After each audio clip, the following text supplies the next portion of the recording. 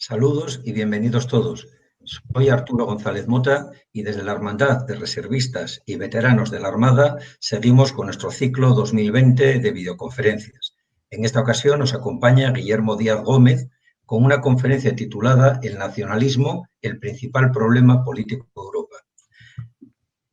Guillermo es abogado no ejerciente, colegiado en Málaga, autor de los libros Hipatía de Alejandría y Las mentiras del cine bélico. Ha trabajado casi toda su vida profesional dirigiendo grandes cines. Actualmente colabora con la Escóbula de la Brújula en Podium Podcast de la cadena SER, hablando de historia militar. También ha sido crítico de cine en SER Málaga. Es diputado por Málaga en la 12, 13 y 14 legislatura por el Grupo Parlamentario de Ciudadanos. Yo con esto, ya que aquí lo que venimos es a oírte a ti, te cedo la palabra y te agradezco mucho tu presencia, Guillermo. Pues muchas gracias, Arturo, y muchas gracias a tu hermandad, a la hermandad, por invitarme y por contar conmigo para esta charla, y también por las facilidades a la hora del enfoque personal que yo quería darle al tema, porque la verdad es que me lo has puesto francamente fácil en todo este tiempo. Yo quería tratar con vosotros el tema, bueno, y tú también, y la hermandad también, el tema del nacionalismo como problema español, pero también como problema europeo. ¿Por qué?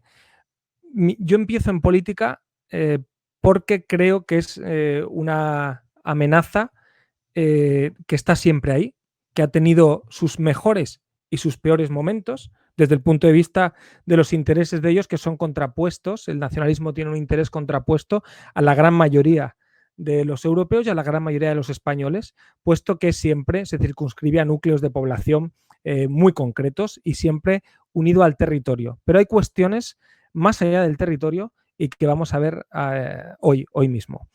Yo quería empezar leyendo una cita, unas palabras de Stefan Zweig o Stefan Zweig, depende como queráis de ser de estrictos con la pronunciación del apellido de este austrohúngaro, que fue un novelista de mucho éxito, un autor, algunas de las novelas más bonitas que he leído y que luego se han llevado al cine, como por ejemplo Carta a una desconocida, y era un gran escritor, un escritor de una sensibilidad extrema, pero que se vio obligado también a escribir una autobiografía que se llamaba El mundo de ayer, porque el nacionalismo obligó a Zweig a emigrar 3 veces, a cambiar 3 veces de nación.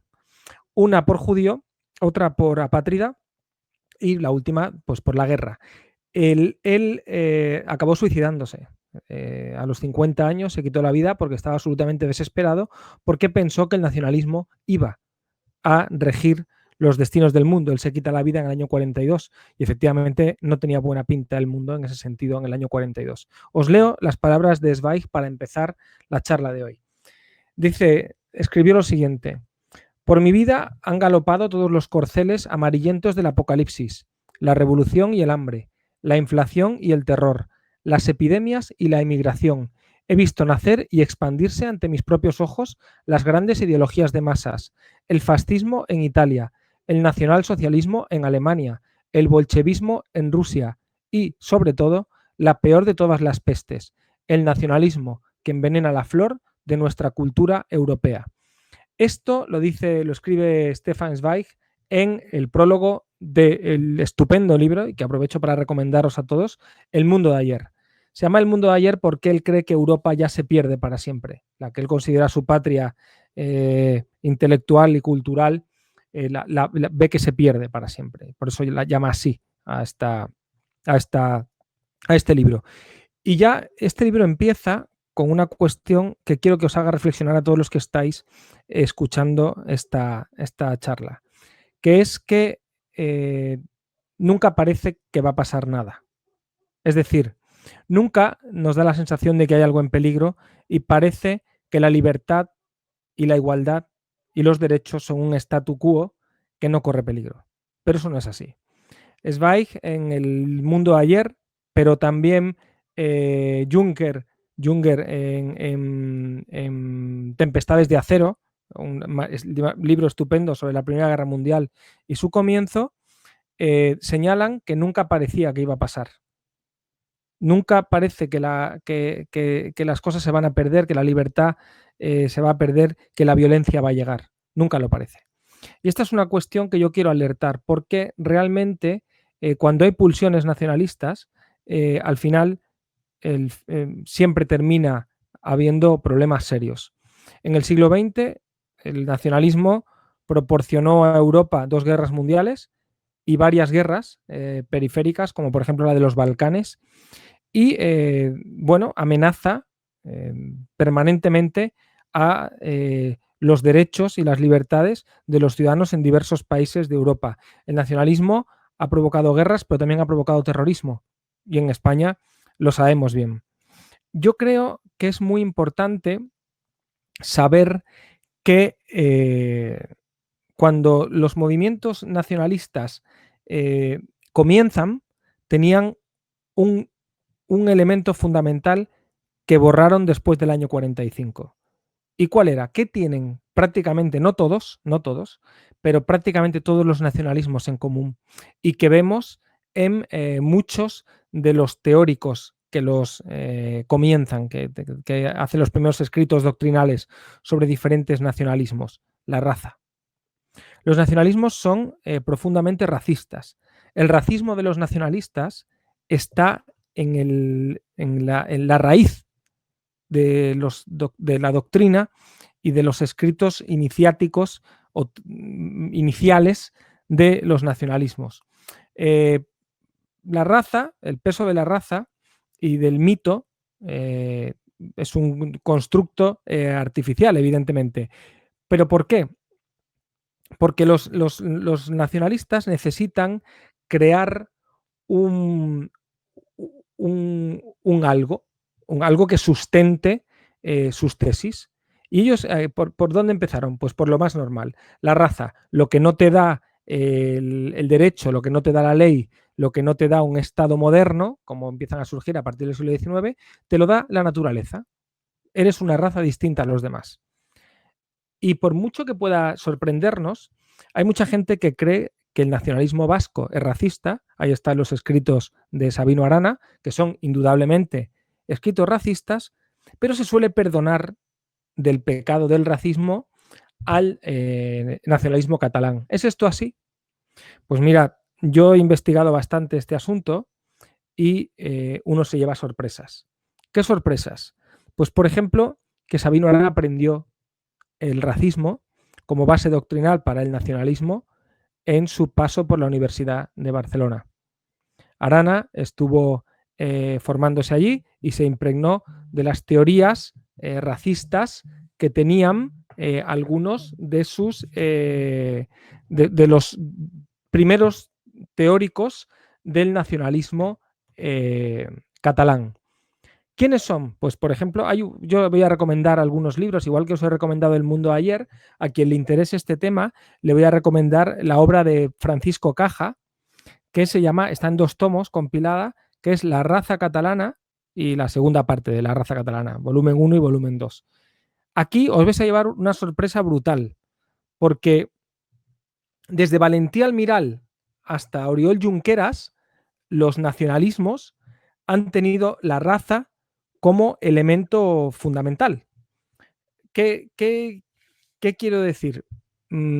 Como había, antes de que surgiera el independentismo, el secesionismo, el nacionalismo en Cataluña, había un federalismo, un catalanismo que era cultural y reivindicativo, pero siempre considerado dentro de España, dentro del Estado español.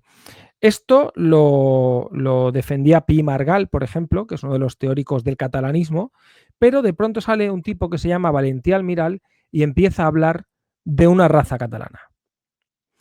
Y después de Valentí Almiral hay una solución de continuidad absoluta hasta Oriol Junqueras. O sea, Junqueras es ese famoso artículo en el que hablaba de las semejanzas genéticas, de las diferencias genéticas entre catalanes y españoles y tal, no es que tuviera un mal día, es que se le olvidó ponerse el maquillaje. Es decir, Junqueras en ese artículo estaba escribiendo lo que piensa él y lo que piensan la mayoría de los políticos nacionalistas, que engañan a sus seguidores, que engañan a sus votantes y les hacen creer que las tesis nacionalistas no tienen un fundamento racial en el fondo. Pero cada vez que Forcadell se ríe de los andaluces o de los extremeños, cada vez que Torra decía que los castellano parlantes eran bestias taradas con forma humana, realmente no es que tuvieran un mal día, es que estaban diciendo lo que ellos creen y lo que está en el sustrato fundacional del nacionalismo catalán, y que no es una cosa, como ya estaréis viendo, propia solo del nacionalismo vasco. Pero es que ni siquiera es propia de los nacionalismos españoles. No hace falta que hable de las teorías raciales del nacionalismo italiano en un momento determinado con el fascismo, o de las teorías raciales pues que campaban por toda la Europa y que potenciaron las sociedades germánicas que acabaron llevando a la locura del nazismo. Es verdad que era una corriente que hundía el racismo, venía del siglo XIX y era importado a las teorías. En el siglo XIX se forman casi todos los grandes nacionalismos de Europa, y entonces están muy impregnados de estas teorías raciales. Lo que pasa es que con el paso del tiempo no se les ha quitado el racismo. Lo que sí es verdad que optaron por camuflarlo. ¿Por qué? Pues porque después de 1945 se vio lo que la raza había hecho al mundo. El racismo había hecho al mundo.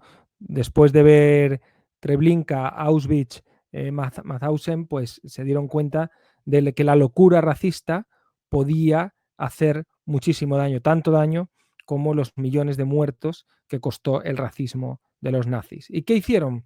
Pues le pegaron un lavado de imagen, y donde ponían raza tenían que poner un elemento nuevo.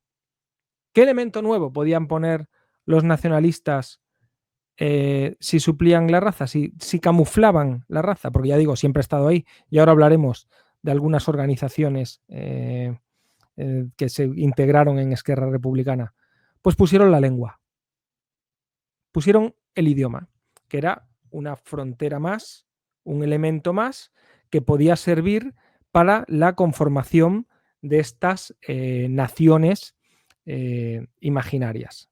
Y digo imaginarias porque nunca han existido como tales, como naciones independientes de nada. ¿Por qué ponen como hemos visto, pues los nacionalistas cambian la raza por la lengua, pero en el fondo no abandonan la raza en ningún momento? Hay escritos de todos los líderes nacionalistas hablando de la raza. Mirad, en los años 30, en Esquerra Republicana, se integran, se acaban integradas una a través de otra, como matiuscas rusas, dos organizaciones profundamente racistas. Nosaltres Sols, y os invito a que lo pongáis en Google, Nosaltres Sols, y dadle a imágenes solo, y os vais a llevar una sorpresa increíble sobre las publicaciones que hacían Nosaltres Sols. O el Estat Català. El Estat Català, que también acaba integrado dentro de Esquerra Republicana. Ahí podéis ver, si lo vais escribiendo, ahí podéis ver perfectamente el tipo de publicaciones que hacían. Yo recuerdo una del Estat Català, también promovido por Nosaltres Sols, que como digo acaban integrados en Esquerra Republicana, que se llama Cuadernos del separatismo, fundamentos científicos del racismo. Yo recuerdo, esto está disponible en la web de la Universidad Autónoma de Barcelona y podéis ver el documento entero. Y es muy impresionante comprobar cómo hablan de las medidas craneales de las diversas razas, si es que existen las razas, que es otra cuestión de la que se podría hablar otro día, pero las diferencias craneales y de capacidad craneal de los asiáticos, de los negros, de los blancos, y te habla de los catalanes, y hace diferencias entre unos y otros. Fundamentos científicos del racismo. Esta gente acabó integrada en Esquerra Republicana. Pero es que además hay una historia que se cuenta poco también, que yo creo que es muy interesante, que debe sacarse a la luz, que son los contactos que tuvo Esquerra con movimientos de corte fascista en Italia. Había unos pistoleros de Esquerra, los hermanos Badía, que pues tuvieron contactos con el fascismo italiano. Es más, hay desfiles documentados de gente vestido con camisas pardas desfilando por Barcelona. Todo esto lo podéis comprobar, está todo muy bien documentado, lo que pasa es que se cuenta poco en Internet. O sea, no hace falta, ya os he dicho, Estat catalán o Sal Tres Sols, ponedlo en Google, dadle imágenes, os encantará, alucinaréis, porque veréis una estética que se asemeja mucho a la estética que utilizaban movimientos de corte fascista en la Europa de los años 30. ¿Por qué? Porque en el fondo tenían una raíz común que era ese racismo al que vengo haciendo referencia. ¿Qué ocurre?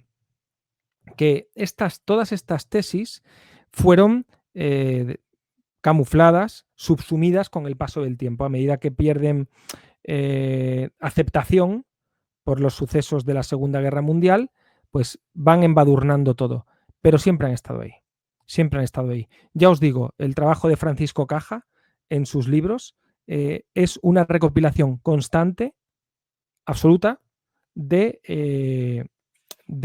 declaraciones racistas de los dirigentes nacionalistas en Cataluña. Esto que os estoy diciendo, ¿por qué no se habla más? ¿Por qué no se dice más? Yo, en mi experiencia en el Congreso de los Diputados, es verdad que el nacionalismo está todo el día hablando de historia, pero no se le habla de historia a los nacionalistas. Hay teóricos que dicen, hay gente que dice que no hay que dar el debate historicista. ¿Por qué? Porque las naciones no se hacen únicamente por cuestiones históricas. Pero yo defiendo el hecho de que si los nacionalistas quieren hablar de historia, yo estoy encantado de hablar de historia, pero de toda la historia.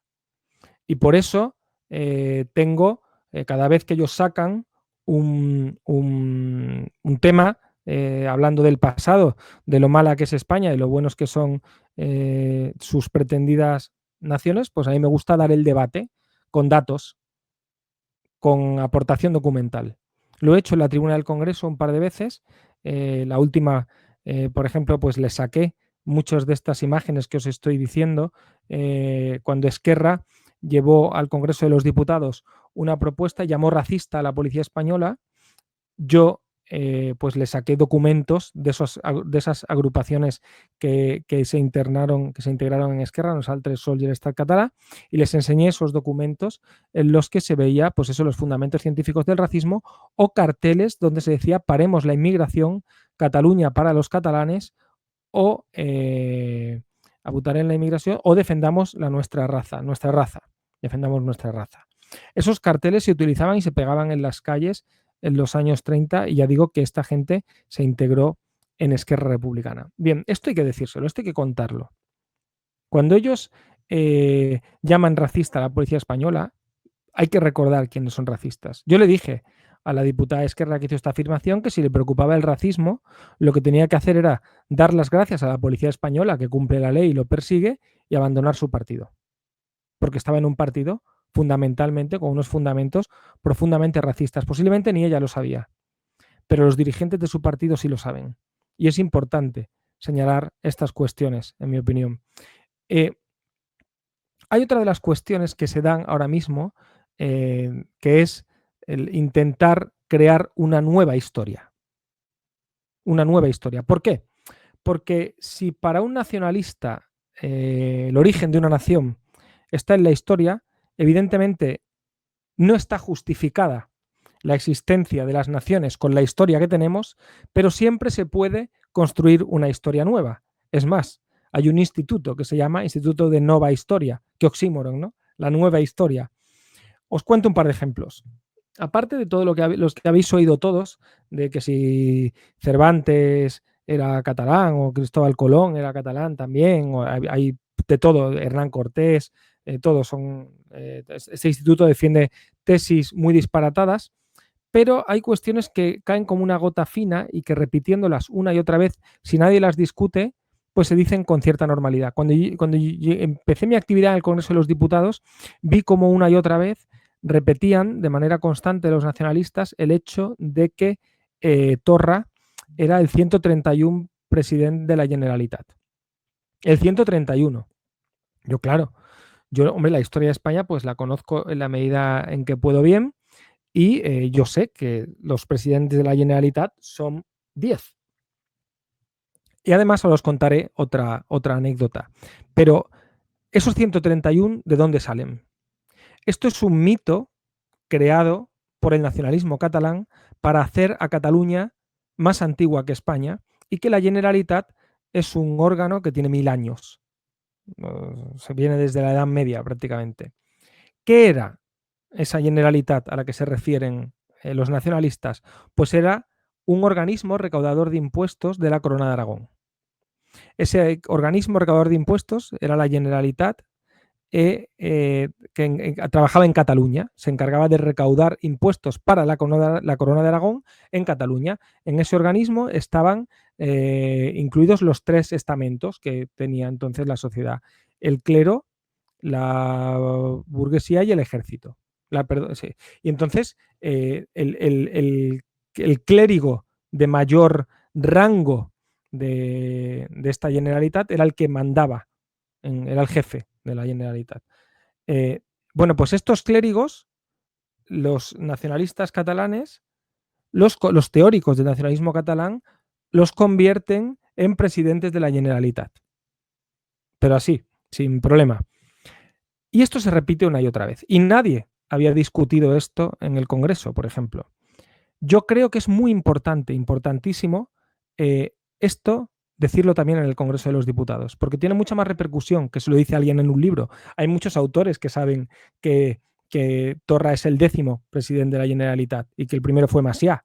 Pero si tú puedes, repitiendo una y otra vez a lo largo del tiempo que son 131, pues acaba cuajando la idea y se dice con naturalidad. Y al final, sea verdad o sea mentira, ahí queda. Por eso es importante dar lo que se llama el debate historicista.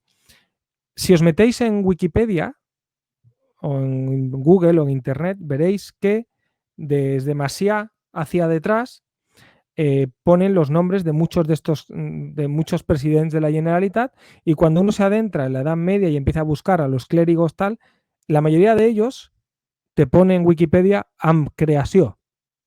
Están en creación. Es decir, la historia que van a contar dentro de 8 o 10 años ya aparecerá en libros y ellos crearán un rastro previo. O sea, crearán las figuras necesarias para que Torra sea el 131 y el siguiente el 132 y el 133 y así sucesivamente. Si nadie discute esto, calará. Y es muy importante discutirlo desde la política porque la política tiene mucha más penetración en los medios de comunicación del que pueda tener un libro de éxito.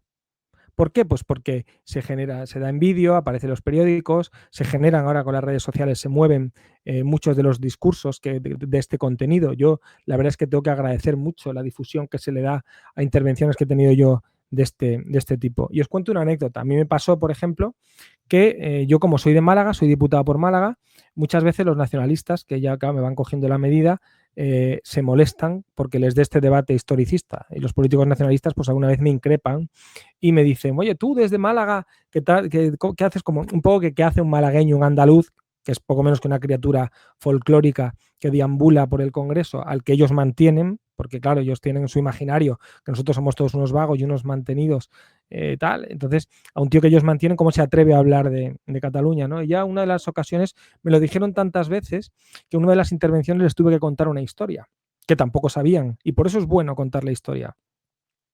Macià, recién nombrada la Segunda República, se dispone a proclamar la independencia, la República Catalana, la independencia, declarar la independencia. Con una Esquerra Republicana recién nacida, ya estos expertos golpólogos se disponían a dar ese primer golpe a la República y proclamar la independencia de Cataluña, que luego dio con Paynes, ¿no? Pero Macià propuso hacer esto desde el principio.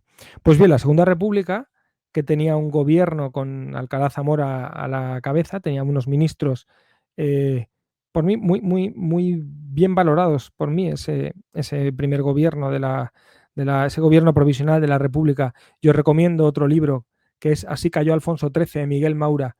Es un libro muy bueno para entender muy bien lo que pasó en aquellos días. Miguel Maura era ministro, uno de los ministros de este gobierno provisional, y cuenta en su libro Así cayó Alfonso XIII, que realmente junta dos obras cortitas, pues cómo fueron esos días. Y también cuenta esta historia que yo me dispongo a contaros a vosotros y que le conté a los políticos nacionalistas que me increpaban por hablar de la Generalitat siendo de Málaga.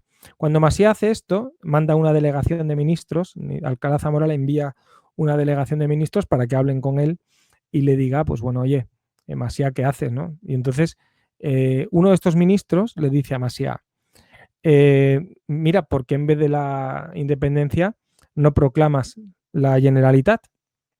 Dice, le pones el nombre de este organismo recaudatorio de la Corona de Aragón, que tiene mucho acervo histórico en Cataluña, y va a gustar y tal, y proclama la autonomía y lo llamas Generalitat, y a Macià le encanta la idea para su plan de independencia y le llama Generalitat y proclama la autonomía. Pues bien, claro, yo tuve que recordar esta historia porque la idea de proclamar la Generalitat y de recuperar el nombre de ese órgano recaudador de impuestos de la Corona de Aragón es de Fernando de los Ríos. Y Fernando de los Ríos era de Ronda, de Málaga. Así que, como malagueño, me sentía legitimado también para hablar de la Generalitat. Estas cuestiones hay que contarlas. Estas son las cuestiones que yo creo que hay que dar el debate. Cuando a mí me quieren desacreditar por malagueño, pues tengo que ir por ahí. Cuando quieren, por ejemplo, prohibir la Cruz de San Andrés en los aviones del ejército español porque dicen que es un símbolo franquista, también hay que entrar al debate. Porque si uno dice, bueno, estas son cosas de acaba calando, yo creo que estoy hablando para un colectivo que sabe perfectamente que la Cruz de San Andrés viene con Felipe el Hermoso, la Cruz de Borgoña viene con Felipe el Hermoso y se incorpora y es bandera de España durante mucho tiempo. Y bueno, no que sepamos, el franquismo poco pudo influir en la venida de Felipe el Hermoso, que sepamos, ¿no? Porque, claro, y también se lo dije a Esquerra, ellos saben mucho de Franco porque tuvieron a su hermano en sus filas, a Ramón Franco, que como supongo que sabrán ustedes, y si no son otra de las cuestiones que hay que recordarles, fue diputado de Esquerra Republicana en el Congreso, Ramón Franco Bahamonde, el único diputado que yo sepa que después ha bombardeado Barcelona y era diputado de Esquerra. Evidentemente, cuando bombardeó Barcelona, sus circunstancias habían cambiado, era la guerra civil y Ramón Franco estaba ya en el otro bando, pero es el único diputado que sepamos que ha atacado Barcelona. Aparte de un ataque con saña. Pero hay una cuestión ahora mismo que es, aparte de este debate historicista, que hay que darlo, hoy los nacionalistas tienen una ventaja de la que antes no tenían. Mirad, hay un movimiento, y esto es lo que más me preocupa, y esto es la primera vez que lo digo, lo he escrito y lo estoy pensando, y estoy pensando cómo afrontar esta nueva situación que se está dando, porque yo creo que hay que dar el combate intelectual al nacionalismo también. Este era un plan que tenía Albert Rivera y me daba bastante espacio y posibilidades con este asunto, y él lo decía mucho, Albert, Inés Arrimadas lo defiende ahora también, que es que al nacionalismo hay que darle también la batalla intelectual. No solo la batalla de los hechos de la historia, sino también la batalla intelectual. Porque hay una batalla intelectual ahora mismo, hay una guerra cultural. Hay una guerra cultural que pretende demoler Occidente, los pilares fundacionales de Occidente. Lo estáis viendo, están tirando las estatuas, o sea, tiraron la estatua de Churchill, de Winston Churchill, protestando por el racismo. El hombre que paró a Hitler porque o sea, todos lo sabéis, aquí la mayoría de los que me estáis escuchando supongo conocéis la historia. O sea, el hombre que fue la última línea de resistencia contra Hitler hasta que Rusia y Estados Unidos se meten en la URSS y los Estados Unidos se meten en la guerra, pero Churchill, con todas las presiones internas que tuvo después de la operación Dinamo, después de Dunkerque, para rendirse y pactar con los alemanes, estando además Hitler tendiendo la mano permanentemente para que eso fuera así, tiran su estatua. O el busto de Cervantes, han tirado el busto de Cervantes, o Fray Junípero Serra. No, pues todo esto realmente no es más que un movimiento de demolición de Occidente, de nuestros valores occidentales, y de ahí surgirá cualquier cosa si no ponemos pie en pared, si no paramos este movimiento. ¿Qué tiene que ver esto con el nacionalismo? A priori, nada, tiene más que ver con la posmodernidad, con ese pensamiento posmoderno que surge tras mayo del 68 y que pretende, y empieza a extenderse, y pretende tumbar la Ilustración. El posmodernismo defiende la ausencia de una verdad. La verdad no existe. Existe el relato. Es decir, todo es defendible, todo es relatable. La historia es un relato, pero no son hechos. Esa es la base del posmodernismo, más o menos. Y los que defendemos la Ilustración, quienes creemos que el conocimiento ilustrado existe, es necesario y que hay una verdad que defender, pues tenemos que oponernos a este posmodernismo. Y el nacionalismo tiene aquí una oportunidad tremenda. ¿Por qué? Porque no hace falta, si no hay hechos, ellos pueden construirlos de nuevo. Esa nueva historia, esos nuevos postulados, esas nuevas estructuras se pueden crear si todo es líquido. Como dijo Zaumann, ¿no? Si todo es líquido, todo es opinable, todo es relativo. Entonces, ese posmodernismo abre ahora mismo la puerta a que el nacionalismo tenga una oportunidad muy importante. Y saben utilizar ese pensamiento posmoderno a su favor, puesto que el nacionalismo va a basar todo en el mito social, lo basa todo en un mito. Si leéis estos libros que os he dicho, veréis en los de Francisco Caja, de la raza catalana, veréis que hay quien habla, por ejemplo, hay escritores que hablan de la Cataluña que flota en la naturaleza, una Cataluña natural. Escuché durante esta pandemia, yo estoy en la Comisión de Sanidad también, y escuché a un diputado de Bildu hablar del espacio natural de Euskal Herria, y que era un espacio natural, no era una conformación administrativa, no era una construcción humana, no, era un espacio natural. O sea, como, claro, eso tú ¿cómo dices que eso no existe? Claro, estas construcciones basadas en el mito no son falsables, como decía Popper, ¿no? ¿Tú cómo te opones? ¿Cómo demuestras tú que no existe Euskal Herria en la naturaleza? Claro, es un mito. Es como, ¿cómo puedo demostrar yo que no existen los elfos? O que no existen los gnomos. ¿Cómo lo puedo demostrar? Te invierten la carga de la prueba. Eso es lo que hace el posmodernismo también. La posmodernidad niega la verdad, niega la Ilustración, niega la historia, niega el pasado de Occidente, y entonces todo se puede construir de nuevo. Y entonces, ¿quiénes están muy cómodos ahí? Pues están muy cómodos los populistas de todo signo, ¿eh? Y los nacionalistas. Tienen una oportunidad de oro para medrar de manera muy incisiva en estas cuestiones. Por tanto, ¿cuál es mi opinión y qué hago yo en el Congreso de los Diputados? Y lo pienso seguir haciendo mientras sea diputado. Y eso inicialmente, luego estas cosas, si se ven que funcionan, otros partidos lo harán y yo me alegraré. Pero, ¿qué estamos haciendo? ¿Cuál es la estrategia que tenemos en Ciudadanos contra los nacionalistas en el Congreso de los Diputados, aparte de todo lo que se viene haciendo por varios partidos para oponernos al nacionalismo? Yo creo que hay que dar ese debate historicista, como os he dicho, y creo que hay que dar también ese debate intelectual. Hay que empezar a poner nuestras ideas también sobre el papel. Porque además, si no, estas tesis irán cuajando y la ingeniería social del nacionalismo terminará por conseguir que sea imposible diferenciar entre la verdad y la mentira, porque ambas estarán escritas en igualdad de condiciones y no hacemos nada. Gracias precisamente a esa posmodernidad que viene y que diluye la verdad, la neutraliza, la tumba. Piensen en ello. Yo creo que merece la pena y cada uno, desde nuestro ámbito de influencia, tenemos que estar muy informados, conocer bien la historia de España,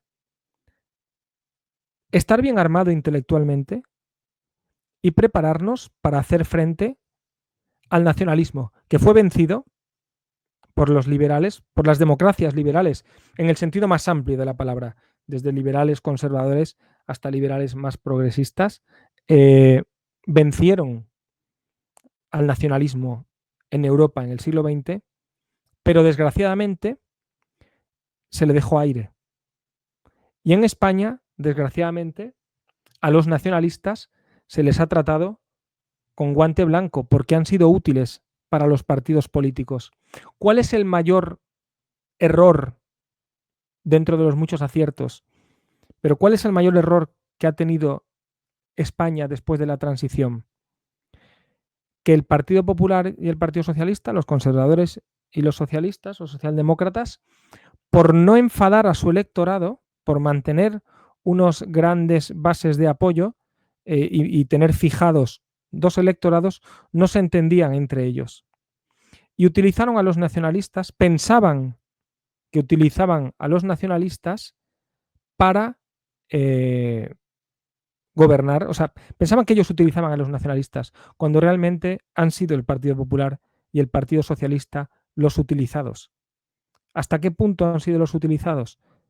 Mariano Rajoy lo tumba una moción de censura con los votos del PNV y Rajoy pensaba que él negociaba y pactaba con el PNV. Pero hoy en día los nacionalistas tienen un plan, tienen trazado un plan, tienen claros cuáles son sus objetivos. En cambio, los no nacionalistas no tenemos un plan. Es más, no tenemos relaciones fluidas. Debemos tener relaciones fluidas. Quienes, aun pensando distinto, sabemos que el nacionalismo es un problema. La cuestión es que se terminen de enterar de que el nacionalismo es un problema. Y termino esta intervención con una reflexión. Tampoco se debe permitir una cuestión que en España se permite. En otros países es más complicado. ¿Qué es eso de que se pueda ser progresista y nacionalista? ¿Cómo se admite que alguien que se diga de izquierdas, por ejemplo, yo no creo que sea la izquierda la única ideología que lucha por la libertad y la igualdad de las personas, creo que es el liberalismo y por eso milito en un partido de corte liberal clásico, pero imaginemos que la izquierda, o demos el beneficio a la izquierda de pensar que ellos luchan de manera sincera por la igualdad y la libertad de los españoles, que yo creo que se puede hacer desde la izquierda también, pero es incompatible con hacerlo a la vez de la mano con los nacionalistas. Es absolutamente incompatible ser nacionalista y ser de izquierdas, porque si la igualdad de los españoles, de la ciudadanía, depende de la ley y de los derechos, esa igualdad debe alcanzar a todos los españoles, no puede depender del código postal. Los derechos de las personas dependen de la Constitución y de las leyes que caen de ella, ¿no? Siguiendo la jerarquía normativa, pero no pueden depender del código postal. Entonces, no estás luchando por la igualdad de los españoles ni de los ciudadanos, estás luchando por el privilegio de los españoles y los ciudadanos. Con lo cual, si uno defiende el derecho de determinación, defiende el privilegio. Defiende el hecho de que regiones más ricas puedan separarse y no contribuir al sostenimiento, no al sostenimiento, porque no es así, los impuestos lo pagan las personas, pero que regiones donde la renta per cápita es más amplia dejen de contribuir a la bolsa común que es España. ¿Por qué? ¿En qué se diferencia eso de una amnistía fiscal que tanto aterra a la izquierda? Pues no se diferencia en nada. Es una amnistía fiscal en función del territorio. Dejan de pagar impuestos y solo se revierten en ese territorio. Es muy paradójico el hecho de que partidos que están en contra de los desahucios, en cambio, estén de acuerdo o crean que existe el derecho al desahucio más grande, que sería el que nos harían a los españoles de pedazos de nuestro país, como puede ser Cataluña o el País Vasco, hurtándonos, robándonos, expulsándonos, desahuciándonos de parte de nuestro país. Pensadlo y, sobre todo, no dejéis de dar el combate intelectual e historicista al nacionalismo. Y ya las preguntas que puedas tener, Arturo, creo que me he ajustado bien al tiempo y espero que os haya resultado interesante esta charla.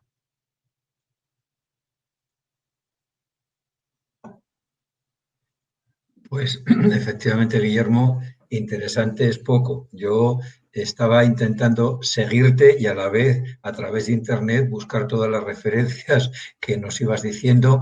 Lo he conseguido con unas cuantas y me he quedado de piedra porque efectivamente algunas cosas las sabía, pero hay otras que me he quedado de piedra porque eran referencias al nacionalsocialismo y al apoyo del nacionalsocialismo al nacionalismo catalán, en fin. Tengo varios carteles de aquella época, ¿no?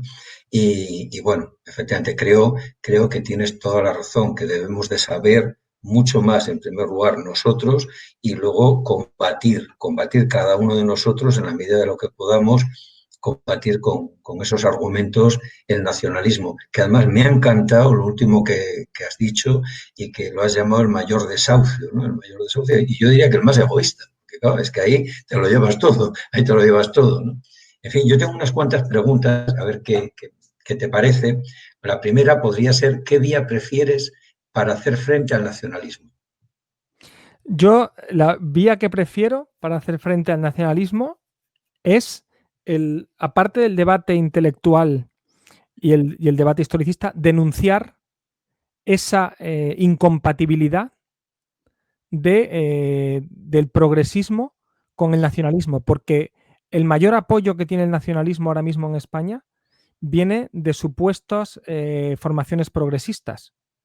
Y eso es una contradicción. Entonces, yo creo que denunciar de manera permanente los medios de comunicación, en nuestras tertulias, en nuestros cafés, en nuestro entorno social, denunciar esa incompatibilidad debilitaría mucho los apoyos que tiene el nacionalismo actualmente. Correcto. ¿Y el peor político nacionalista de la historia de España? Que se te ocurra, ¿quién podría ser? El peor político nacionalista de la historia de España, Jordi Pujol, posiblemente porque es el que engañó durante mucho tiempo haciendo creer que le importaba algo España. Y ha engañado a varios partidos, a dos partidos principalmente, al Partido Popular y al Partido Socialista, de los que yo pienso que han buscado realmente el bien de España. Quiero decir, ambos partidos han hecho cosas buenas por España, pero creo que uno de los mayores errores que cometieron ambos partidos es que el PP llegó a hacer presidente a Pujol de Cataluña. Esa ingenuidad o esa torpeza de pensar que un nacionalista dejaba de serlo o le importaba algo más. Ese creo que entonces Pujol, por la eficacia para sus fines, creo que fue el más eficaz de todos y a mi juicio sería el peor. Efectivamente, sí, citas que hizo presidente a Pujol y también supo quitar la referencia de su propio partido apoyando esa causa nacionalista. El Partido Nacional que citaste antes. En fin, ¿es diferente el nacionalismo del patriotismo? Sí, y hay una cuestión fundamental, porque muchas veces el discurso nacionalista se defiende diciéndote nacionalista a ti. Es decir, no es que tú eres un nacionalista español, y no. ¿Cuál es la grandísima diferencia? En primer lugar, el nacionalista cree que que su proyecto es el mejor. Yo puedo pensar que tengo mucha suerte de ser español, pero no pienso que España forzosamente sea mejor que otros países. A mí me gusta mucho, me siento muy afortunado de ser español, pero no pretendo imponer nada a los demás. España no impone nada, si lo piensas. No impone nada. El nacionalismo, en cambio, impone. Impone idiomas, impone formas de pensar, espía a los niños en los colegios, persigue a la policía, a la Guardia Civil o señala a los hijos. Ese es el comportamiento del nacionalismo. Y el patriotismo es todo lo contrario. El patriotismo protege a sus ciudadanos, a todos. El nacionalismo divide a los ciudadanos entre nacionalistas y no nacionalistas. Pero Arturo, tú que eres un patriota como yo, más patriota que yo, no lo sé si más o menos, pero desde luego a lo que has dedicado tu vida es de un servicio público y de una de las cosas más bonitas que uno puede hacer en la vida, ¿no? Tú nunca le quitarías a nadie el derecho a ser español. Es más, un patriota trabaja para que todos los españoles, lo quieran ser o no, tengan intactos sus derechos y puedan ejercerlos en su plenitud. Esa es la diferencia entre un patriota que quiere dar cobertura a todos sus compatriotas y un nacionalista que quiere echar, expulsar a quienes no piensan como ellos. Y hubo un éxodo en el País Vasco, por ejemplo, impresionante. El nacionalismo excluye, el patriotismo integra. El nacionalismo separa, el patriotismo une. El nacionalismo agrede y el patriotismo protege. Fíjate si hay diferencias. Enormes, efectivamente, enormes, enormes. ¿Qué libros, ya nos has citado algunos, pero me he quedado ahí con qué libros recomendarías o encuentras interesantes sobre este tema? Bueno, pues primero El mundo de ayer, de Zweig, para compilar un poco lo que estoy diciendo. Los dos de la raza catalana, de Francisco Caja, me parecen interesantes. El bucle melancólico, de Juaristi, es un libro muy importante. Quien quiera leer novela, aunque yo creo que aquí la habrá leído todo el mundo, El Patria, de Aramburu, es muy, muy interesante también. Pero luego hay libros de Albert Boadella, por ejemplo, Adiós Cataluña, cuenta cuestiones muy importantes de una persona que se enfrentó al franquismo primero, como fue Boadella, llegó a estar en la cárcel y protagonizó una fuga enloquecida, como una cosa disfrazada de un hospital, se fue, bueno, pues Boadella, que luego se enfrentó al franquismo y después se enfrentó al puyolismo. Y él cuenta en Adiós Cataluña, cuenta muchas de estas cuestiones y creo que es muy interesante. Y por último, es muy importante, un libro importante, más denso, más profundo, de Arcadi Espada, Contra Cataluña. Creo que es un libro importante contra el nacionalismo también. Pues ya con esas referencias, desde luego ya ampliaremos suficientemente todo lo que nos has comentado hoy. Hombre, a mí, escuchándote, me quedan ganas de volverte a escuchar.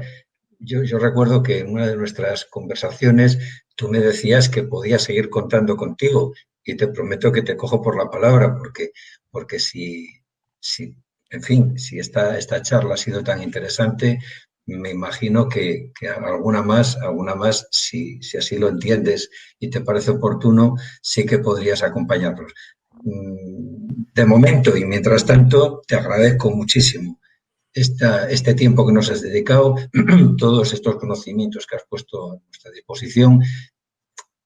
La difusión de esto, además, es difusión también de ese patriotismo del que hablabas. O sea, pienso que no hay mejor patriotismo que conocernos, dar a conocer y enfrentar a las posiciones contrarias esos buenos argumentos que nos has dado, ¿no? Por lo tanto, nuevamente, muchas gracias y también, que duda cabe, agradecer a todos los que nos escuchen, a todos los que te escuchen a ti, mejor dicho, en esta videoconferencia. Y, bueno, emplazarnos, por última vez te lo pido, emplazarnos a ver si en algún futuro, mejor próximo que lejano, volvemos a coincidir. Muchas gracias, Guillermo, por todo. Encantado, Arturo. Muchísimas gracias a la hermandad y además a ver, yo todo lo que sea en tu tierra tengo sus raíces, mi familia. O sea que todo lo que sea conectar con vosotros y vernos, encantadísimo. Pues entonces, repito, nos volveremos a ver y encontrar, seguro que sí. Muchas gracias. Muchas gracias. Hasta luego. Buenas tardes. Adiós. Adiós.